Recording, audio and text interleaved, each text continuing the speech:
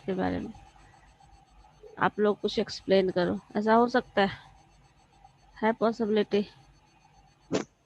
Exploratory तो उसमें search करना होता है कि हर रिसर्च में सर्च ही करना होता है। नाम ही है research. Search, to search again and again, इसका मतलब ये है। Not search, search again and again. Exploratory में तो सर्च अगेन अगेन ही होता है ना, उसके बाद वो एग्जीक्यूट के लिए तैयार होता है। जैसे अगर एक्सप्लेन करना हो तो क्या बोलेंगे, कैसे बोलेंगे? रिसर्च, एक्सप्लोरेटरी रिसर्च क्या है? मैम बुक ही नहीं ना है, बुक, नोट्स में उतना बोला तो पीडीएफ मैम सेंड कर देती तो अच्छा होता। बुक की पीडीएफ ना?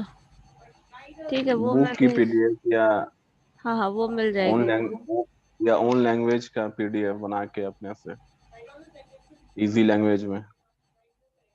अच्छा, मैं बुक ही भेज दूंगी, बुक का ही पीडीएफ भेज दूंगी। उसमें आपको डिटेल में लिखा है, कुछ ऐसा मिसिंग भी रहा तो वो मिल जाएगा। हाँ। बट हम लोग जो पढ़े थे वो तो कहीं ना कहीं उसी का पार्ट था ना।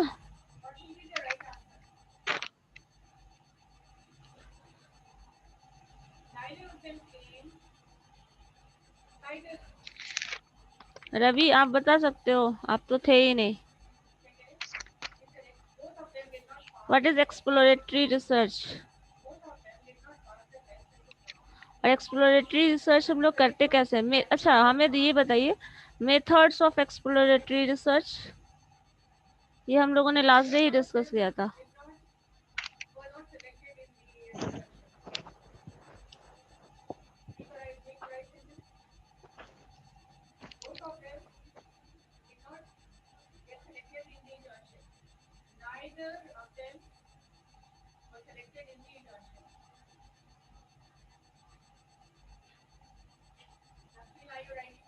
नहीं है आंसर पता? चलो आगे बढ़ते हैं, देखते हैं क्या है।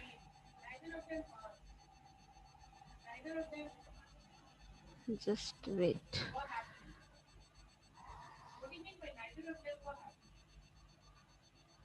तो हम लोग कर रहे थे रिसर्च। स्क्रीन विजिबल है?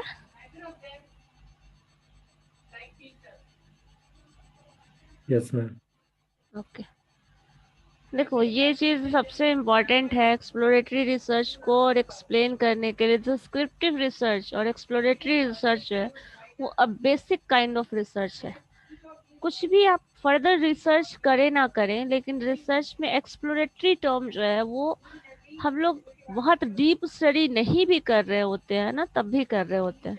जैसे देखिए, इसमें हम मैंने बताया था अच्छा, ये पीडीएफ मैंने शेयर किया है आप लोगों को, ग्रुप में शेयर किया है? No ma'am. अच्छा, ये भी नहीं दिया, जस्ट वेट, ये मैं कर देती हूँ, रुकिए।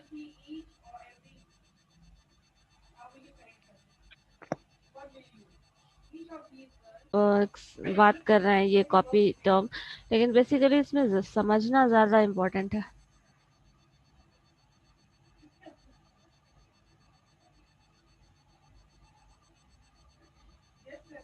कभी भी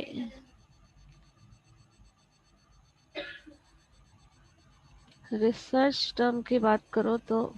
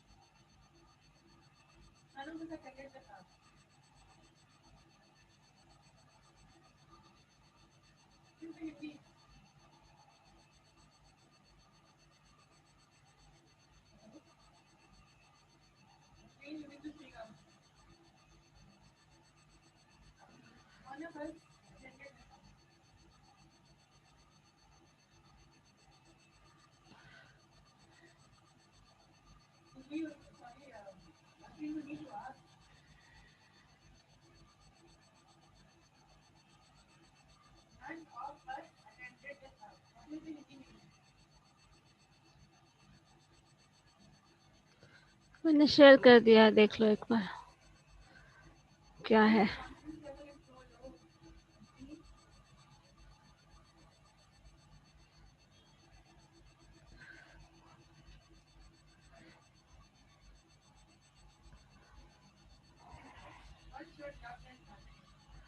सिस्टम बहुत स्लो काम कर रहा है, पता नहीं क्यों एक फाइल ओपन नहीं हो रहा।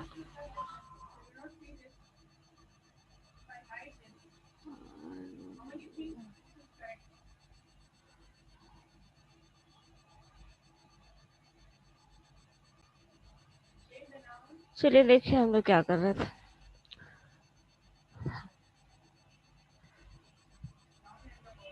हम लोग एक्सप्लोरेटरी रिसर्च को डिस्कस कर रहे थे डिटेल में, जिसमें हम लोगों ने किया था एक्सप्लोरेटरी रिसर्च किस सर्कमस्टांसेस में यूज होते हैं।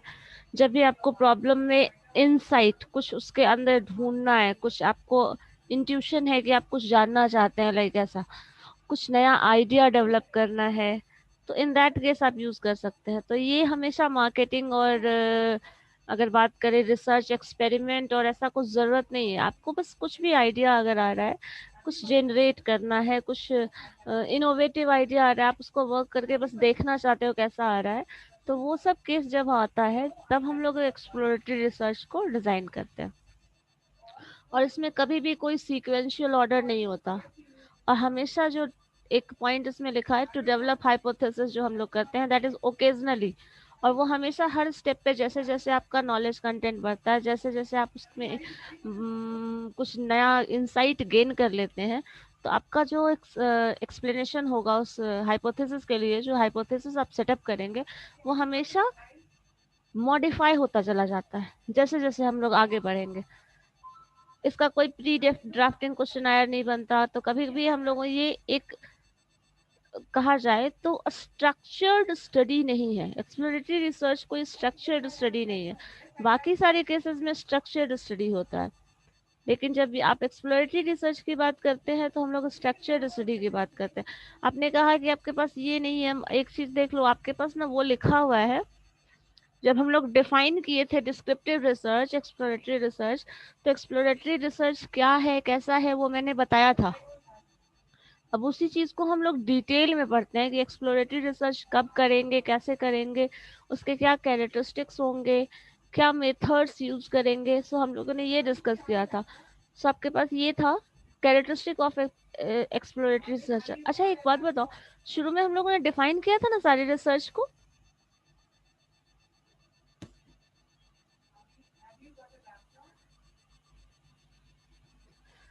हम लोगों ने रिसर्च को डिफाइन किया था शुरुआत में। रवि, हामिद नो का मैम, लगता मैं है डिस्कनेक्ट हो। अच्छा, आप नहीं अटेंड किए थे। No ma'am. ओके। अच्छा चलो देखो, कैरेक्टरिस्टिक एक्सप्लोरेटरी रिसर्च, देखिए हम लोग एक्सप्लोरेटरी रिसर्च तब करते हैं जब कुछ एक्सप्लोर करना हो। कुछ एक्सप्लोर करना हो मतलब क्या होगा, कुछ नया डेवलप करना हो। कुछ नया डेवलप करना हो, जैसे मान लो तुम कभी मुंबई घूमने नहीं गए हो, और वहां जाओगे, यस घूमने जाओगे तो क्या होगा, कुछ जानना चाहोगे वहां के बारे में। घूमोगे, क्या है, कैसा प्लेस है, कैसे लोग हैं, कैसा रहने का तरीका है, ये सब जानने के लिए आप क्या करेंगे, आप पूरे आपके जो भी वो एरिया है, जो भी जगह है, उसमें आराम से घूम रहे हैं, ऑब्जर्व कर रहे हैं, देख रहे हैं और जानने समझने की कोशिश कर रहे हैं। यही होता है एक्सप्लोरेशन। और उसी को जब हम as a research, as a project work लेते हैं, तो वो एक्सप्लोरेटरी रिसर्च बोल रहे हैं। और ऐसा नहीं है ये हमेशा किसी पर्टिकुलर स्टडी के लिए, अगर बात करें तभी हम लोग एक्सप्लोरेटरी रिसर्च करते हैं। हम लोग एक्सप्लोरेटरी रिसर्च रिसर्च किसी भी स्टेज में, कभी भी, कहीं भी कर सकते हैं, कुछ भी एक्सप्लोर करना हो तब। अब देखो, एक्सप्लोरेटरी रिसर्च कभी भी अगर आपको कुछ जानना है, तो क्या ऐसा कोई स्ट्रक्चर डिजाइन होगा कि आप ऐसे करो तब एक्सप्लोर कर सकते हो। आपका मन है, जैसे घूमना चाहते हो घूम सकते हो, ऐसा कुछ कंडीशन है पहले आप यहाँ घूमने जाएंगे, फिर अगले जगह जाएंगे, फिर नेक्स्ट जगह जाने वाले हैं। ऐसा कुछ स्ट्रक्चर्ड वे में तो आप प्लान करके नहीं कर सकते। आप चाहो तो प्लान करके कर सकते हो, लेकिन वो क्या हो सकता है, चेंज कर सकते हैं आप अपनी मर्जी और अपनी चॉइस के हिसाब से। तो कभी भी एक्सप्लोरेटरी रिसर्च जो होता है वो फ्लेक्सिबल होता है, ठीक है, और वर्साटाइल राइट। होता है। आप जितना ज़्यादा डिटेल में जाना चाहते हैं उतना ज़्यादा डिटेल में जाइए, जितना ज़्यादा डिटेल में उस चीज़ को समझना चाहते हैं, किसी पर्टिकुलर कल्चर की बात करें, किसी पर्टिकुलर प्लेस की बात करें, किसी पर्टिकुलर प्लेस के लोगों की बात करें, तो जब भी आप एक स्ट्रक्चर्ड वे में मतलब उसको स्टडी करेंगे, प्लान करेंगे, तो आपको हमेशा होगा कि कुछ रिस्ट्रिक्शन है, कुछ कंडीशन है, वैसा रहेगा। लेकिन जब एक्सप्लोर करना चाहते हैं कुछ, तो ऐसा कोई कंडीशन नहीं होता।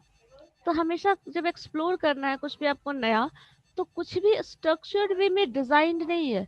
तो आप अपनी मर्जी से जहां से मन वहां से शुरुआत करो। आपको पहले बीच में घूमना है वहां घूमो, पहले देखना है कुछ प्लेस पर्टिकुलर आपने सरे सोच के रखा है तो वो पर्टिकुलर प्लेस देखो। तो आप पे डिपेंड करता है ये कि आप उस पूरे स्टडी को, उस पूरे उस एक्सप्लोरेशन को कैसे डिजाइन करते हैं। यहाँ कभी भी डेटा कलेक्शन अगर हमको करना है, कोई इन्फॉर्मेशन, डेटा कलेक्शन मीन्स हमेशा मैथमेटिकल टर्म में डेटा कलेक्शन की बात नहीं कर सकते। यहाँ पे हो सकता है डेटा का टर्म एज ए इंफॉर्मेशन बात करो।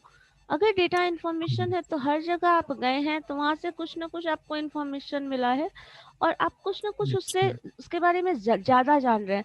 सपोज आप 2 दिन 4 दिन रहो और उसके बाद जो सिचुएशन आपके साथ होगा वो अभी जाओगे, जिस दिन जाओगे उससे अलग होगा। अगर वहाँ 1 महीने रहते हैं तो आपका जो वहाँ का लोकेलिटी का जो नॉलेज है वो डिफरेंट हो जाएगा। 2 साल 4 साल रहो तो वो अलग हो जाएगा। तो ये सब क्या होता है, जैसे जैसे आप रह रहे हैं, जैसे जैसे इंफॉर्मेशन आपको मिल रहा है वहाँ का इन्वायरमेंट का, वैसे वैसे वहाँ से आप फेमिलियर होते जाते हैं। तो यही चीज है। अब देखो इसमें एक्सपेरिमेंटेशन रिक्वायर्ड नहीं होता। आप क्या कर रहे हो, वहां जा रहे हो, वहां जाके रह रहे हो, लेकिन कोई एक्सपेरिमेंट तो नहीं कर रहे हो। क्या आपने कोई नो मैम। एक्सपेरिमेंट किया? नहीं किया ना। आपने बस गए वहां, अपना एक्सपीरियंस देख रहे हैं क्या है, ऑब्जर्व कर रहे हैं। तो ये चीज कभी भी बहुत ज्यादा कुछ इसका एक्सपेरिमेंटेशन रिक्वायर्ड होता है ऐसा कुछ नहीं होता। कॉस्ट जो होता है रिसर्च का, एक्सप्लोरेटरी रिसर्च का, वो बहुत लो होता है। जैसे आप कोई स्ट्रक्चर्ड वे नहीं है, कोई प्लान नहीं है, कुछ वैसा टर्म नहीं है जिससे आप एक्सप्लोर करने वाले हैं। मतलब एक आप टर्म जान रहे हैं, ऐसे करने वाले हो, बस अब जानना है, आपको समझना है। अब कैसे भी घूमो, कहाँ से भी घूमो, ऐसा कुछ फिक्स वो नहीं है। और अगर एक्सप्लोरेटरी रिसर्च आप करते हैं, एक्सप्लोर करना चाहते हैं, कुछ नया जानना चाहते हैं, तो कभी भी बहुत ज्यादा कॉस्ट नहीं आता। क्यों नहीं आता? क्योंकि कुछ रूल नहीं है, कुछ वैसा टर्म्स नहीं है कि आपको ऐसा करना है तब आप स्टडी कर पाओगे, कुछ ऐसा पर्टिकुलर कंडीशन है ऐसा कर सकते हैं। और आप सिर्फ जैसे ये एक कॉस्ट इंक्लूड वाले एग्जाम्पल ले सकते हो। मान लीजिए आपने को मिठाई खरीदनी है, मिठाई खरीदनी है। अब सपोज 10 kg 100 kg मिठाई खरीदना है। 100 kg मिठाई खरीदने के लिए पहले आप 2 4 10 हर मिठाई में से देख लो कैसा लेना है, क्या लेना है, टेस्ट कर लेते हैं। अगर आप टेस्ट कर लेंगे तो आपके पास आपका जो कॉस्ट लगने वाला है खरीदने के बाद, कहीं वेस्ट ना हो जाए, तो वो क्या हो जाएगा, कॉस्ट कम हो जाएगा। पहले ही टेस्ट कर लीजिए। अगर टेस्ट कर लिया उसके बाद खरीद रहे हैं तो कहीं ना कहीं हमारे पास जो बजट है वो क्या हो जाएगा, कम हो जाएगा। तो कॉस्ट जो होता है एक्सप्लोरेशन का, इनिशियल लेवल पे आपने फॉर टेस्टिंग कुछ सैंपल मंगाया, फिर उसको लार्ज स्केल पे मंगा रहे हैं, अगर आपको वो यूजफुल लगता है तो कॉस्ट क्या हो जाएगा, कम हो जाएगा। अगर एक्सप्लोरेटरी रिसर्च की बात करते हैं तो ये जो है बहुत वाइड एक्सप्लोरेशन देता है। मतलब आप जब टेस्ट करने के लिए ले रहे हैं तो आपके पास बहुत सारा ऑप्शंस है। कोई एक ही पर्टिकुलर ऑप्शन है, आप किसी को भी 10 10 अगर सपोज मिठाई की दुकान में 10 टाइप का मिठाई मिल रहा है तो ऑब्वियसली बात है उस सबको आप टेस्ट कर लो। एक्सप्लोरेशन का व्यू बहुत, मतलब आपके पास ऑप्शन बहुत ज़्यादा है। अब उसके बाद किसी एक को सेलेक्ट कर रहे हो तो ये क्या हो गया, आपके पास ऑप्शंस बहुत हैं, एक्सप्लोर कर रहे हैं तो किसी भी तरीके से कहीं से भी शुरू करके ख़त्म कर सकते हैं। तो वो आपका वे है। ये जब भी होता है तो इंटरैक्टिव इन नेचर होता है और ओपन एंडेड क्वेश्चन होता है। किसी में जैसे आपको किसी के बारे में जानना है तो आप जो क्वेश्चन पूछेंगे वो क्वेश्चन का कोई स्ट्रक्चर नहीं होगा, एक लिमिटेड क्वेश्चन पूछेंगे। कुछ जानना चाहते हो, नाम, फैमिली क्या है, मेंबर कितने हैं, ऐसा कुछ पूछोगे और वो पूरा क्वेश्चन कहाँ तक जाएगा, कोई प्लान्ड स्ट्रक्चर नहीं होता इसका। सो ये जब आपको कुछ एक्सप्लोर करना है, कुछ जानना है, तो कभी भी स्ट्रक्चर्ड वे में क्वेश्चंस नहीं होता, तो ये इंटरैक्टिव होता है और इसके जो क्वेश्चंस होते हैं वो ओपन एंडेड होते हैं। एक्सप्लोरेटरी रिसर्च जो है इन 4 मेथड से होता है: literature search, experience survey, focus group and analysis of selected cases. इसमें देखो लिटरेचर सर्च जो होता है, लाइक आपने किसी चीज के बारे में कोई व्यू पढ़ा, कहीं भी न्यूज़पेपर में कोई व्यू Yes. लिखा हुआ है, और उसको सपोज मार्केट से रिसर्च से रिलेटेड कोई जर्नल है, उस जर्नल का आप रिव्यूज पढ़ रहे हो, और उससे आपको कोई इन्फॉर्मेशन मिलता है कि मार्केट का ऐसा कंडीशन है, किसी चीज़ का जो है सेल है वो इंक्रीमेंट हुआ है, या फिर आपका एनएससी का क्या, स्टॉक एक्सचेंज का क्या, मार्केट का क्या वैल्यू है, कैसा चल रहा है, सपोज कोई जर्नल आया है पिछले मंथ का, ऐसा कुछ आप पढ़ रहे हो। तो अब यहाँ पे क्या करा आपने, बहुत सारा डिटेल्ड लिखा हुआ था, लिटरेचर दिया हुआ है, एक पर्टिकुलर जर्नल में ऐसा कुछ एक्सप्लेनेशन दिया हुआ है, आप उसको पढ़े और आप उसको पढ़ के इस कंडीशन में आए कि आप अब इसके बारे में थोड़ा इतना जानते हैं। तो ये लिटरेचर सर्च जो होता है, जैसे मान लीजिए आप किसी पर्टिकुलर इंसान की बात करें, एक पर्टिकुलर सबसे अब्दुल कलाम की जीवनी आपने पढ़ी, अब उनकी जीवनी पढ़ोगे तो उनके बारे में, उनका वे ऑफ लाइफ कैसा था, कैसे रहते थे, उन्होंने कैसे क्या किया, मोर और लेस आपको सबको पता हो जाएगा। तो आप कहीं ना कहीं उनके बारे में जो जानते हैं, जो समझ रहे हैं, वो ज़्यादा डिटेल में होगा एज कम्पेयर टू जो नहीं पढ़ा हो उसके बारे में। तो लिटरेचर सर्च में क्या होता है, हम लोग बहुत सारे हमारे पास होते हैं ऑप्शंस, जिसको हम लोग जो आपके पास वर्बली एक्सप्लेन करके या फिर इन टर्म्स ऑफ सिंपल क्या कहा जाए, लैंग्वेज के मॉडल में वो आपके पास अवेलेबल होता है, और आप उसको पढ़ के ऐसे कंडीशन में आते हैं, आप उनके बारे में जानते हैं।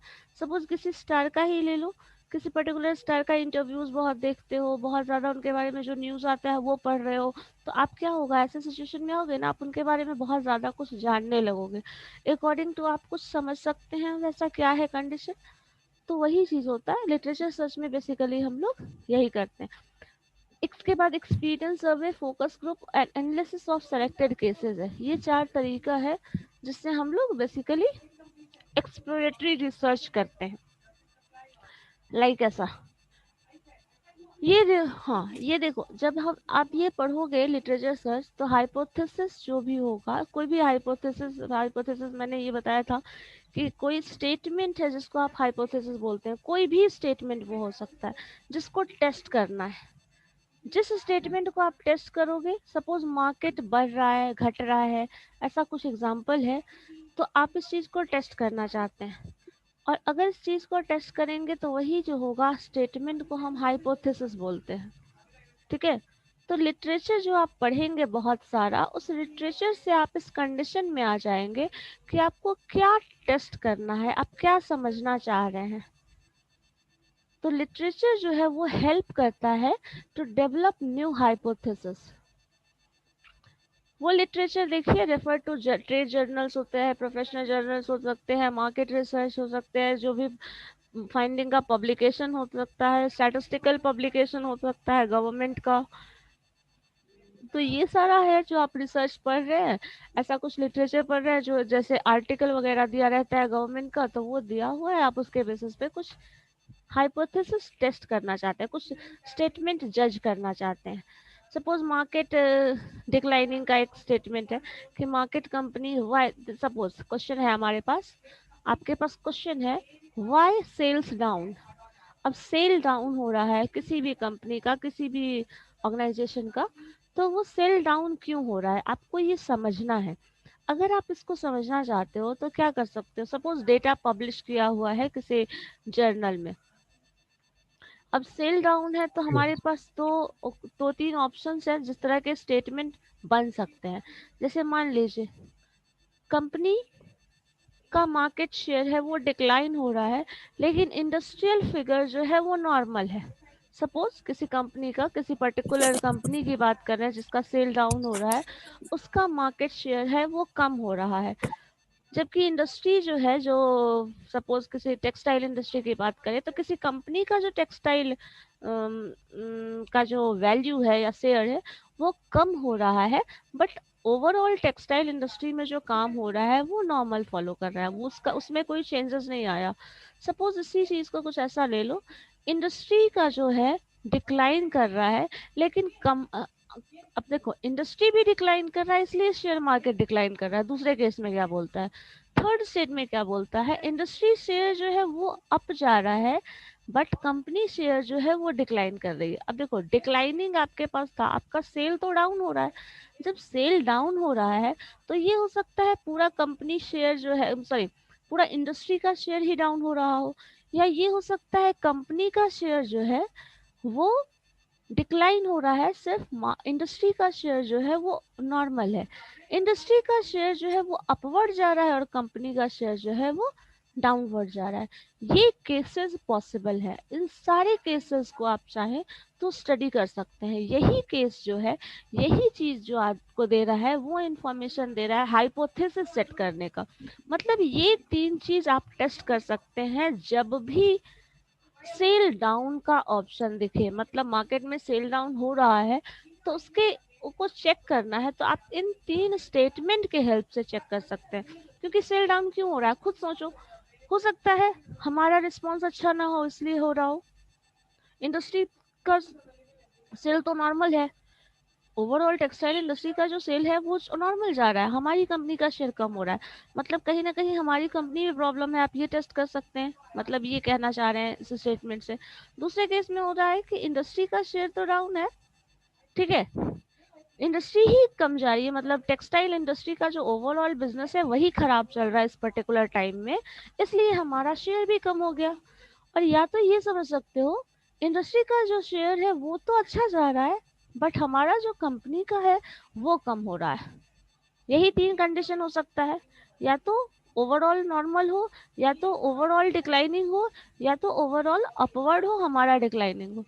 तो ये सारे वे होते हैं कि आप इस पर्टिकुलर क्वेश्चन को, that means why sales down को, आप स्टडी कर सकते हैं with the help of these statement.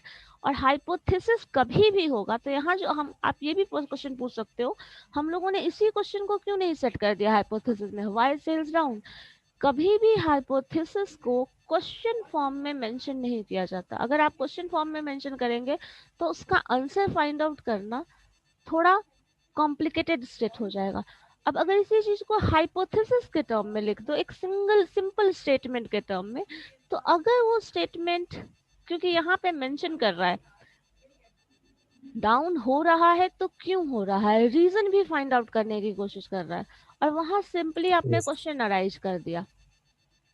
जहां सिंपली क्वेश्चन अराइज कर रहे हो, स्ट्रेट फॉरवर्ड क्वेश्चन अराइज कर रहे हो, और वहां स्ट्रेट फॉरवर्ड आंसर चाहिए, तो फाइनली इस स्टेटमेंट की हेल्प से आपको इस क्वेश्चन का आंसर मिल जाएगा, लेकिन आप इस क्वेश्चन को टेस्ट नहीं कर पाएंगे। ठीक है, सिंपली स्टेटमेंट लिख रहे हैं तो उसके टर्म में आप टेस्ट नहीं कर पाएंगे। तो इसलिए हम लोग हाइपोथेसिस के टर्म में, सिंपल स्टेटमेंट के टर्म में, जिसको आप एक्सेप्ट या डिनाई, एक्सेप्ट या रिजेक्ट कर सकते हैं। अब देखो इसी के बाद जब लिटरेचर सर्च कर जाए तो एक्सपीरियंस सर्वे बहुत आसान, जैसा कि नाम ही सजेस्ट कर रहा है, एक्सपीरियंस के बेसिस पे आपने सर्वे किया। सपोज आपको मार्केट का सेल डाउन ही देखना है किसी पर्टिकुलर का, तो आप किसी का सजेशन ले लो, किसी एक्सपर्ट का।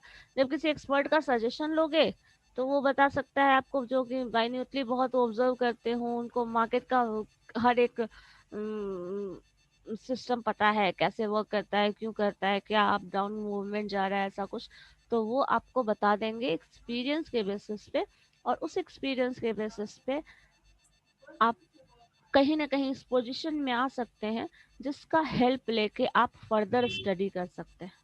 सपोज आप किसी एक्सपीरियंस मार्केट रिसर्च जिसने किया हो, बहुत अच्छा मार्केट रिसर्च जिसने किया हो, और उससे आप कुछ सजेशन ले रहे हैं, आपको पता है अपना सेल कम हो रहा है, तो आप उससे सजेशन लो कुछ, और मार्केट का स्ट्रक्चर कैसे वर्क कर रहा है, क्या है, क्या प्रॉब्लम है, क्या नहीं है, तो उसके एक्सपीरियंस से हेल्प से आप सजेशंस ले रहे हो, और उसको फिर एम्प्लॉय करके अपना जो रिजल्ट आने वाला है, मतलब आप उसको चेंज कर रहे हो, वेरीफाई कर रहे हो, या फिर उसका यूज कर रहे हो। तो हम लोग क्या कर रहे हैं, जो एक्सप्लोरेटरी रिसर्च था क्या, वो बेस बनाता है कि आपको फर्दर क्या स्टडी करना है। तो अब किसी एक्सपीरियंस आदमी से जब आप बात करोगे, सपोज आपको किसी पर्टिकुलर फील्ड का बिल्कुल नॉलेज नहीं है, जैसे मुझसे मार्केटिंग फील्ड का नॉलेज नहीं है, लेकिन किसी मार्केटिंग पर्सन से हम मिलते हैं, बहुत सारे क्वेश्चंस करते हैं, जानते हैं, उन्होंने कुछ बहुत इंपॉर्टेंट चीज़ बताया, ऐसे वर्क करता है, ऐसे फील्ड इसका ये है, क्या कब इंक्रीमेंट हो सकता है, मार्केट का जो सेल है कब अप हो सकता है, कब डाउन हो सकता है, क्या क्या पॉसिबिलिटीज है, अगर इन सारे क्वेश्चंस का आंसर मुझे कोई दे दे, तो हम फिर इस पोजीशन में आ सकते हैं कुछ हद तक कि उससे रिलेटेड कुछ सर्च हम भी कर सके। तो ये चीज जो होगा वो आप एक्सपीरियंस के बेसिस पे आपने लिया है, और आप उसको फिर से स्ट्रक्चर करके एज अ स्टडी कर सकते हैं। ठीक है, जैसे इसमें देखिए एक्सपीरियंस के बेसिस पे suppose a group of housewives may approach for their choice for a ready to suppose कोई पर्टिकुलर प्रोडक्ट की बात कर रहे हैं, और उनको अपने कुछ लोगों ने आपने इसमें बात करके एक्सपीरियंस किया, ये अच्छा प्रोडक्ट है, ये अच्छा नहीं है, तो उसको बाय करने के लिए वो रेडी होते हैं। तो on the basis of what, किसी ने ऐसा सजेस्ट किया तो मैंने ऐसा ले लिया, हुआ ना, या फिर उसका जो Yes. रेटिंग दे वो बहुत अच्छा दे, ऐसा कुछ। तो ये चीज क्या हो रहा है, एक्सपीरियंस के बेसिस पे आप बता रहे हैं।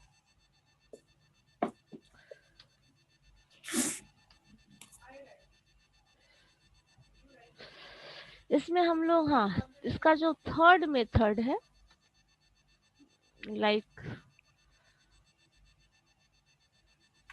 हम लोग 4 मेथड्स ऑफ एक्सप्लोरेटरी रिसर्च पढ़ रहे थे ना,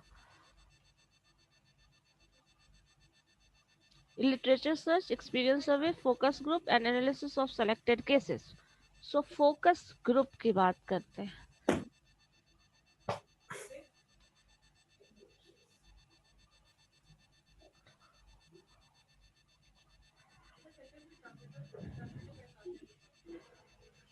देखो इसमें जब मान लीजिए आपको किसी पर्टिकुलर ऑर्गेनाइजेशन के लिए कुछ डिसीजन लेना है, या पर्टिकुलर सेट ऑफ पीपल के लिए, अपनी फैमिली के लिए कोई डिसीजन लेना है, तो आप क्या करोगे, सिर्फ उस फैमिली को फोकस में रख के स्टडी करने वाले हो। ठीक है, अगर इसी चीज को देखो, ये हमेशा यूज होता है, another widely use technique is exploratory research in focus group. In a focus group, a small number of individuals are brought together to study and talk about some topic of interest. क्या कर रहा है, एक small group बनाया जो उनके interest का हो, लाइक मैंने कहा ना, एक डिस्कशन कर रहे हैं सपोज फैमिली में, और फैमिली के डिस्कशन की प्लान कर रहे हैं, उनके लिए कुछ अपने लिए सपोज फैमिली का अपना कोई प्लान करना है, कुछ पार्टी ऑर्गेनाइज करना है, वैसा कुछ। तो सपोज वो क्या करोगे, अपने एक ग्रुप की बात की, सिर्फ ग्रुप के लिए जो एप्लीकेबल होगा, अब जो भी स्टडी करोगे, जो भी प्लान करोगे, वो प्लान किसके लिए, उस पर्टिकुलर ग्रुप के लिए। तो अगर आप ऐसा कुछ स्टडी प्लान कर रहे हो, या फिर कुछ रिसर्च कर रहे हैं, या फिर कुछ प्लानिंग, सपोज मैंने कहा ना, बेटर है पार्टी के लिए प्लान कर रहे हो, तो आपको पता है कौन लोग आने वाले हैं, क्या इसका ऐसा इंटरेस्ट होगा, क्या लोग एक्सपेक्ट करेंगे।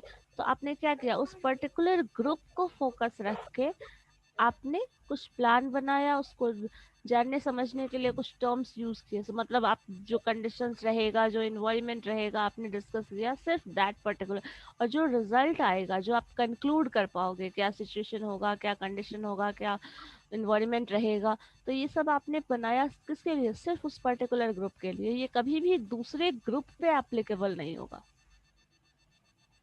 आपको हमेशा देखना होगा, और वो कॉमन इंटरेस्ट का होना चाहिए जो उस पूरे ग्रुप के लिए वैलिड हो।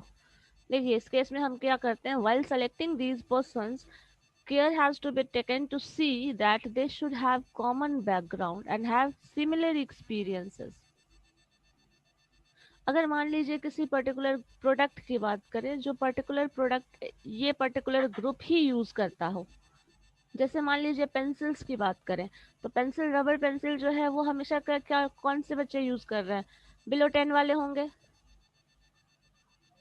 तो हमारा फोकस Yes. किस पे है, उस पर्टिकुलर ग्रुप पे, उस पर्टिकुलर सेट ऑफ चिल्ड्रंस पे, जो उस पर्टिकुलर प्रोडक्ट को बाय करने वाले हैं और उनके इंटरेस्ट का होना चाहिए। तो वो अब उसमें इंटरेस्टिंग लगाएंगे, बच्चे हैं तो उनको कैसा शेप पसंद है, तो उसमें देखते हो पेंसिल्स में डिज़ाइन किया जाता है, रबर्स में शार्पनर जो होता है उसमें क्या डिज़ाइन किया जाता है, क्यों? उन बच्चों का को अट्रैक्ट करने के लिए।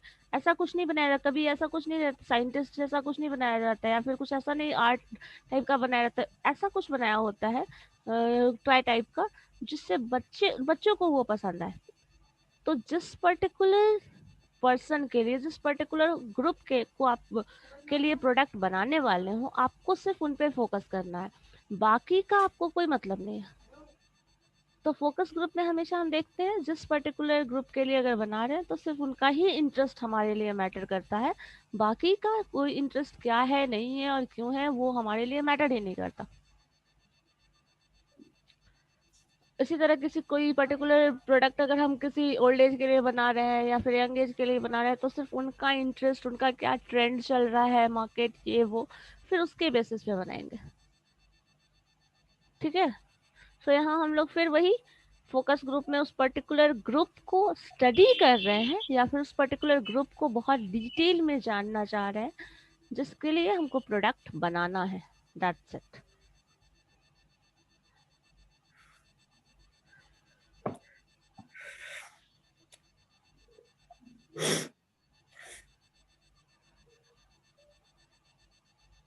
इसके बाद एक केस स्टडी था ना, केस स्टडी भी तो Yes. कुछ ऐसा ही होता है।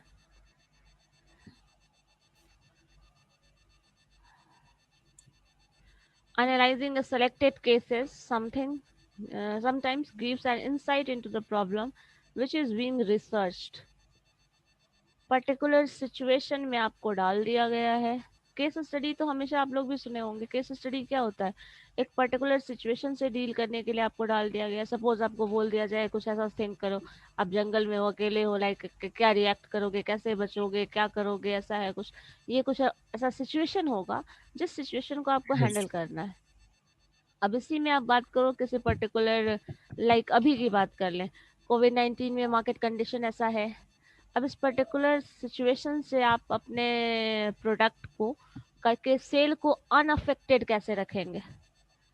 तो यहाँ आपको पता है अगर सेल की बात करेंगे, जो भी कंडीशन हो, अगर फूड प्रोडक्ट की बात हो रही है, बाकी सारे केसेस अगर बहुत सारी सिचुएशंस जो है वो नहीं होगा, मान लीजिए बहुत लोग बाहर नहीं जा रहे हैं तो बहुत सारा चीज़ जो है जो यूज़ नहीं करने वाले हैं लोग। बट ऐसा कर सकते हैं, अगर खाना खाने की बात करें तो वो ऑब्वियसली उनका नेसेसिटी है, तो वो उनको चाहिए। तो आप यहाँ पे सोच सकते हैं कि इस पर्टिकुलर सिचुएशन के लिए, फॉर द टाइम बीइंग, आप इस सिचुएशन के लिए आप अगर प्लान ऐसा कुछ इम्प्लीमेंट करें जो कि फूड प्रोडक्ट से रिलेटेड हो, तो वो बिजनेस आपके लिए ज़्यादा अच्छा हो जाएगा एज कम्पेयर टू आप कुछ और करें। जैसे टूर प्लान कर रहे हैं, तो वो टूर प्लानिंग का अगर आपका बिजनेस है तो फिर वो तो अफेक्टेड होगा। अब उस Yes, इफेक्ट ma'am. को कैसे कम करना है, ये केसेस जो हमेशा हमेशा हमको दिया रहता है वो कुछ ऐसा ही होता है। इस पर्टिकुलर सिचुएशन को आप इन्वेस्टिगेट करिए, उसके प्रॉब्लम्स को जज करिए और उससे निकलने के लिए जो इफेक्टिव वे हो सकता है वो निकालिए। ये तरीका है केस स्टडी का। अब इस सिचुएशन से आप कैसे बाहर निकलेंगे, क्या करेंगे, वो आपके कहीं ना कहीं इंसाइट, आपके इंट्यूशन पे डिपेंड करता है। तो यही आपका टर्म्स है। ठीक है। आप और तो फिर कोई नहीं आया।